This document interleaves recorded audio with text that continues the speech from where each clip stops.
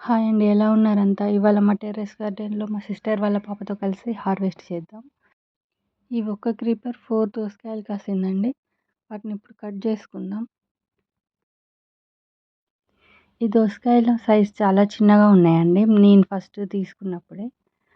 Taste మాత్రం చాలా బాగుంది. సో, టేస్ట్ బాగుంది కదా అని సీడ్స్ కలెక్ట్ చేసి ప్లాంట్స్ వేసిన. ఇప్పుడు అవి కాయలు అయినాయన్నమాట. సో, వీటిని అలా హార్వెస్ట్ చేసుకుందాం. ఇంకా ఆకుకూరలు చాలా ఉన్నాయి. ఇప్పుడు వాటిని హార్వెస్ట్ చేద్దాం. ఫస్ట్ నల్లేరు చూద్దాం. ఇది పచ్చడి చేస్తే అవుతుంది.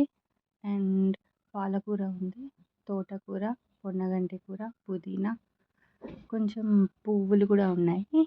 అన్నీ కలిపి మనం ఇప్పుడు హార్వెస్ట్ చేసుకుందాం. మా పాప వాళ్ళు వచ్చినప్పటి నుంచి పైకి వెళ్దాం పైకి వెళ్దాం అనడమే. వచ్చి ఇక్కడ బాగా ఎంజాయ్ చేస్తున్నారు గార్డెన్లో.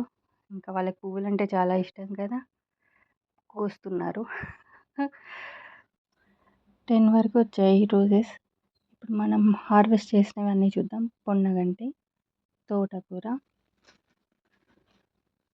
పాలకూర, పుదీనా, దోసకాయలు, నల్లేరు, తులసి, మొత్తం 6 రకాల ఆకుకూరలు వచ్చాయండి. 6 దోసకాయలు వచ్చాయి. మీరు కూడా ఇలాగే గుడ్ హెల్త్ కోసం ఆర్గానిక్ ఫుడ్ని ప్రిఫర్ చేయండి. టెర్రస్పై ఇలా ఆర్గానిక్ ఫుడ్ని పండించుకోండి. మీరేం పండించారో కామెంట్ రూపంలో తెలియజేయండి.